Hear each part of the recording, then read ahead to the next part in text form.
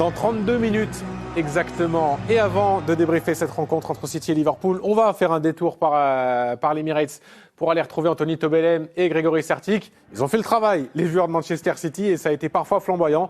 Arsenal est toujours leader et Arsenal donc doit répondre, Anthony.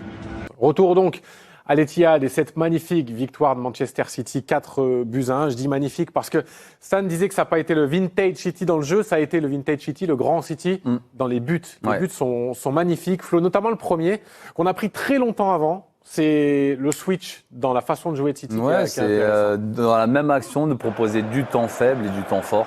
C'est fantastique. Comme tu l'as dit, l'accélération est extraordinaire. Ils passent les lignes très rapidement. Liverpool, y compris le gardien, ils ont encore 8 joueurs qui sont là dans la surface, juste autour de la surface. Ça montre vraiment la qualité de City. Si on regardait ou si on regarde une fois, on se dit il n'y avait que 2-3 défenseurs. Pas du tout. Il y avait 8 joueurs de Liverpool qui étaient là dans des positions défensives. Et City, ils déplacent le ballon tellement rapidement et avec tellement de technique qu'ils arrivent à faire ressembler le but à quelque chose de facile. Le deuxième va ressembler au premier. Il y a plus d'espace, il y a moins de densité, la densité dont parlait Stan, mais la qualité technique, notamment la passe d'Alvarez pour Mahrez, la passe 6 cm, une fenêtre de 6 cm pour la mettre un peu devant Alisson et dans les pieds de. Il faut trouver la bonne fenêtre et en plus de ça, et le timing et surtout voilà la bonne intensité dans cette passe. Parce qu'avec un peu, si la balle elle est un peu trop molle, ce ballon est un peu trop molle, malheureusement elle arrive jamais parce qu'il y a au final Alisson anticipe bien ce ballon, mais sauf que le ballon il est tellement dans un timing tellement parfait que c'est juste impossible à jouer. Les buts sont magnifiques, les buts de City. Le troisième, on va retrouver les mêmes joueurs impliqués. On va retrouver notamment Alvarez, on va retrouver Gundogan.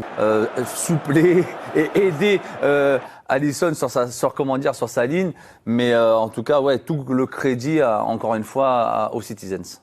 Magnifique, le troisième est beau, le quatrième sera beau. Je vais en parler avec vous. Jean-Luc, ils ont tous été bons. On a vu Mahrez, on a vu Alvarez, on a vu Gundogan qui est buteur.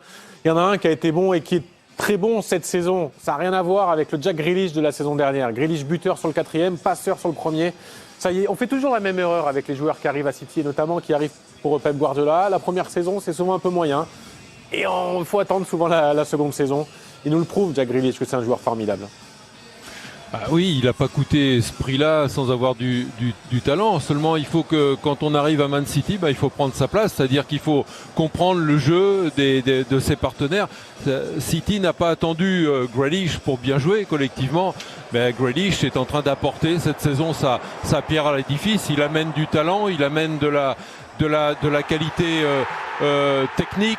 Il amène son jeu de passe, sa finition aussi. C'est un joueur qui amène de la constance sur ce côté. Alors il y a Foden aussi qui peut le concurrencer, mais aujourd'hui Grealish fait une saison pleine et est en train de justifier le prix de son transfert.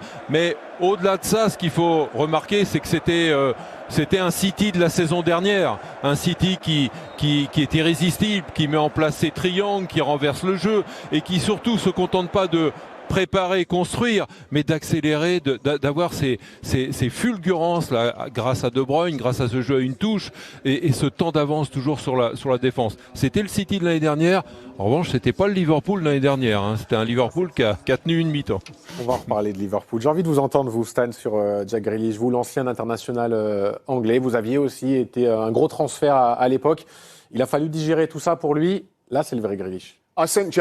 Moi, j'ai vu Grealish, je le connais très bien, je connais bien sa famille, c'est des fans de Villa comme moi. Et je lui ai envoyé un message avant qu'il aille à City. Et je lui ai dit, assure-toi que tu deviens le numéro 1 au club, que tu aies une présence. Il savait ce que je voulais dire par là. Parce que De Bruyne, c'est lui qui a été numéro 1 chez City depuis 3-4 ans. Mais De Bruyne, il joue un peu moins bien pour le niveau de Kevin De Bruyne. Et ce qu'on a vu avec Jack Grealish, presque accidentellement, en fait, c'est qu'il fallait qu'il joue. Pep Guardiola l'a amené lui et Mahrez, et et on lui a jeté une bouée. Il a saisi cette bouée, il a grandi match après match après match. Et là, je me demande si est-ce que c'est Grealish le numéro 1 et De Bruyne est un peu son lieutenant et quelqu'un qui va commencer à peut-être à partir de City dans une équipe, que ce soit City ou l'Angleterre.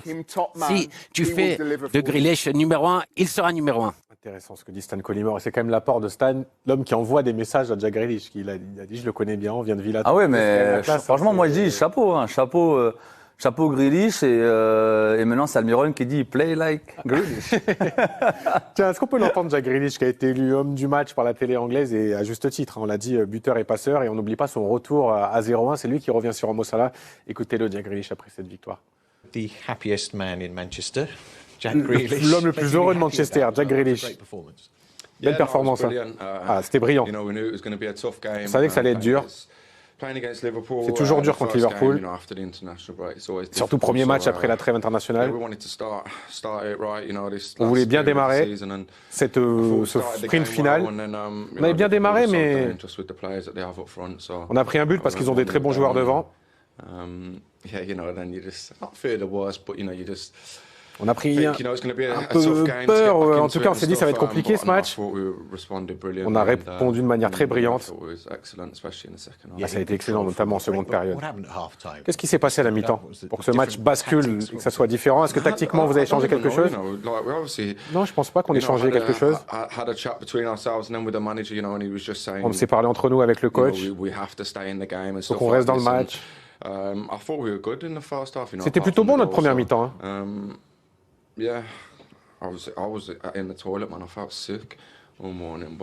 Moi j'étais malade toute la matinée, j'étais aux toilettes. Donc là ça va mieux. Vous prenez du plaisir. Il faut s'habituer à Guardiola et à City. Ça y est, vous y êtes habitué. J'adore. J'adore le foot, j'adore jouer au foot, j'adore me faire plaisir sur un terrain. Je me retrouve, je redeviens moi-même, je joue avec confiance. J'ai marqué, j'ai fait une passe décisive. C'était parfait. Et maintenant, il faut regarder Arsenal. C'est une équipe super. C'est la meilleure équipe de la Ligue en ce moment. Il faut faire ce qu'on sait faire, on va faire ce qu'on peut faire en tout cas. Nous, il faut qu'on gagne les matchs et on verra bien. Je vais demander au coach combien de day off on a. Ils n'ont pas beaucoup de day off parce qu'ils jouent beaucoup en ce moment. Pas beaucoup de day off, je pense pas. Non. Pour un joueur qui était malade et qui était aux toilettes ce matin, il a fait plutôt un bon match. Ils ont des bons he's just asking his coach how many days he's got off. He's got time to get well now. But that's the Jack Grealish that Villa fans know, confident. Villa connaissait, confiant, qui s'exprime. Et je crois que dans sa première saison, c'était difficile pour lui. Parce que Kevin De Bruyne, qui lui a fait cette passe décisive, c'était la figure dominante chez City. Mais il dit maintenant qu'il se sent confiant et je crois qu'on va vraiment voir un rôle. Il aura un rôle important dans l'équipe d'Angleterre.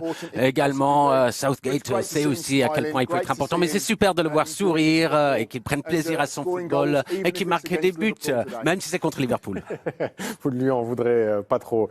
Je vais vous montrer quand même le but de Liverpool. Et la question, elle ne va pas être en rapport avec les images que je vais vous montrer, Flo. On les voit marquer, oui, on les voit mener.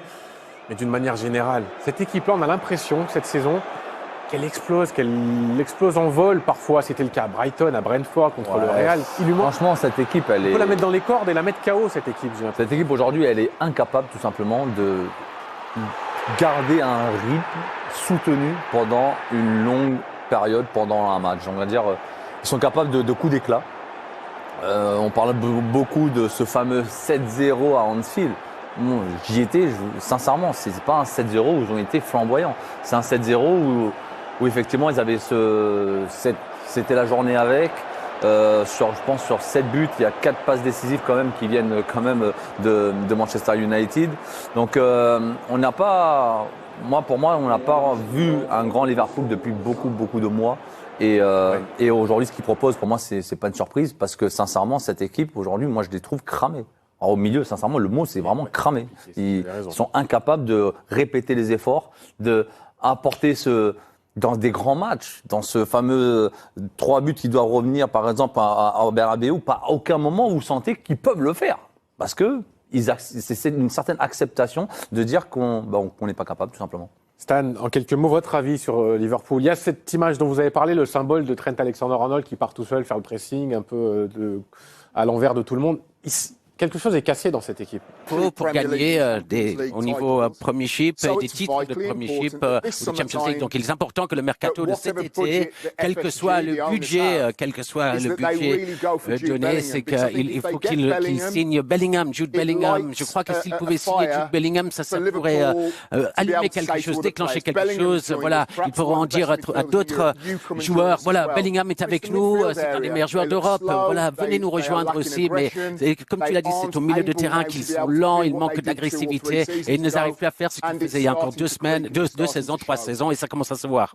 Si, ce sera un autre débat. Est-ce que Bellingham va vouloir venir s'il n'y a pas de Ligue des Champions et que d'autres grands clubs le veulent? Ce sera compliqué. Mais on en reparlera. On se quitte, on se quitte 2 minutes, mais en tout cas, on referme C'est fini. Merci. Merci. Oh, ils ont perdu. Bon, merci, il n'y a plus d'émission. Allez. On referme ce chapitre entre City et Liverpool. On ouvre celui de Arsenal-Leeds. On va entendre Mikel Arteta dans 2 minutes. On a un gros quart d'heure du match. À tout de suite. Ouais, je dis, vous dites que vous allez bien, moi ça tranquille. J'espère que vous n'êtes pas supporter de Liverpool parce que là, 4-1, ils sont encore pris une leçon par le professeur Guardiola, par le philosophe Guardiola. C'est plus Pep Guardiola, c'est Platon Guardiola là, qui a dit pas une leçon de football qu'il a donné à Klopp. C'est une leçon de philosophie qu'il a donné à Klopp. Carrément, une remontada encore. Je dirais que c'était pris une remontada contre le remontada Madrid. Là, ils sont encore pris de remontada, mais en une mi-temps carrément. Dans la première mi-temps, City a pas joué. Ils ont laissé Liverpool croire qu'ils pouvaient le faire et tout. Et après en seconde mi-temps, 4 buts. Non, mais ce que je me dis, c'est Klopp, quand vas-tu réagir? Non mais c'est ça en fait. Le mec, il a tout le temps de sourire. Son équipe perd 4-1, le mec il est encore en train de sourire, je sais pas mais pourquoi. Je sais qu'il faut sourire face à l'adversité, mais là c'est même plus l'adversité là. Là c'était pas des adversaires, là ils t'ont dominé. Vous avez même pas existé dans la seconde mi-temps. Vous avez même pas existé. Arrête de sourire, je sais pas. Non mais là je me dis Jürgen Klopp, c'est Jürgen Koch. Quelle drogue dure tu prends, t'es sous quelle substance pour autant sourire? Non mais il faut nous dire. Ou sinon tu vois pas la même chose que nous, il faut nous le dire. Le mec il est là, je sais pas, en première mi-temps ils ont cru qu'ils pouvaient faire les choses. Tu vois, Mohamed Salah a mis son petit but, mais c'était un but de chance encore. Mohamed Salah, oui c'est notre meilleur joueur, le pharaon, oui mais le pharaon il est humain. Il veut pas tout le temps porter l'équipe. Surtout il a qui à côté de lui? Cody Gakpo et Diogo Jota. Cody Gakpo, oui, l'espoir, le meilleur espoir à la Coupe du Monde, le meilleur espoir. Là, franchement, après 1 ou 2 mois, on commence à perdre espoir en lui. Faut dire la vérité, on commence à perdre espoir. On commence. Même sa passe D à Mohamed Salah, c'était par erreur. On commence à voir le désespoir de cette ligue, le pire recrutement. Lui avec Darwin Nunez et Diogo Jota qui était là, bon, il a fait quelques mouvements, mais c'est pas pareil, non. Vaut mieux mettre du Firmino titulaire. Donc en une mi-temps ils ont cru faire quelque chose, mais à la seconde mi-temps, non, City a enclenché la deuxième, et là on les a plus vus. Sans Haaland, ils ont fait ça sans Haaland, non. Haaland il était pas là, mais des tribunes, t'avais l'impression qu'il pouvait marquer tellement l'équipe elle était nulle. Les tribunes, je vous le dis. Jack Grealish est venu l'année dernière, le mec, on dirait c'était un alcoolique. Tu vois, on voyait plus en train de célébrer, on a plus vu en train de célébrer le titre que de jouer. Et là il a fait un gros match et tout, il a traumatisé Van Dijk et Alexander Arnold. Je vous le dis, à la fin du match, les mecs on peut aller voir dans le vestiaire. On va les voir aux alcooliques anonymes. Non mais ils ont tellement bougé, ça a tellement tourné dans leur tête. Alisson depuis son face à face contre Benzema, c'est Alisson au pays des merveilles. Là le deuxième but fallait juste intercepter. Le mec arrive même pas à intercepter. Enfin, il même pas à intercepter le ballon. Il arrive à se tromper. Non mais c'est incroyable. Bourde sur bourde le mec. Non, mais sur le but de Gundogan, sort, protège le but. Non mais il faut carrément un gardien au gardien. Le mec il est pas bon, il peut pas garder les buts. Sur le côté droit c'est pas mieux. Robertson face à Mahrez il est personne. Non, il peut pas garder Mahrez, c'est impossible. Mahrez qui est là, c'est même pas Mahrez, il joue au football contre City, il joue au football contre Liverpool. C'est Mahrez, il se promenait contre Liverpool, il se promenait dans la défense. Il devait être à 4 sur lui pour le garder, à 4 sur lui pour l'arrêter. Il y en a qui disent que oui, le Ramadan ça a affaibli les joueurs. Ça a affaibli les joueurs. Le mec était limite plus fort. Il y avait même pas Haaland, alors j'imagine pas. Il y avait même pas Haaland. Donc là, non, Jürgen Klopp, franchement, il parle du recrutement et tout. Le recrutement est mauvais, le coaching est mauvais. Je pense que...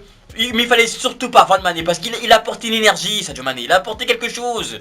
Vous l'avez viré, regardez ce qui se passe. Et le mec, il a essayé de remplacer Mané, il a acheté 3 joueurs. Il n'arrive même pas à le remplacer. Vous avez fait la plus grosse erreur, une erreur monumentale. Fallait même pas virer Mané, il fallait même pas le vendre. Voilà, maintenant, vous êtes dans la merde. Il faut le remercier, Klopp, tu le remercier. Merci pour tout ce que tu as fait et tout, le remercier. Mais peut-être qu'il faut ramener un nouveau coach. T'as une nouvelle dynamique. Quelque chose de nouveau. Parce que là, Liverpool à ce niveau, cette saison, c'est pas normal. Donc, dites-moi ce que vous pensez dans les commentaires. Est-ce que pour vous il faut virer Klopp ou pas, ou attendre le prochain mercato? Mettez dans les commentaires et on se capte plus tard.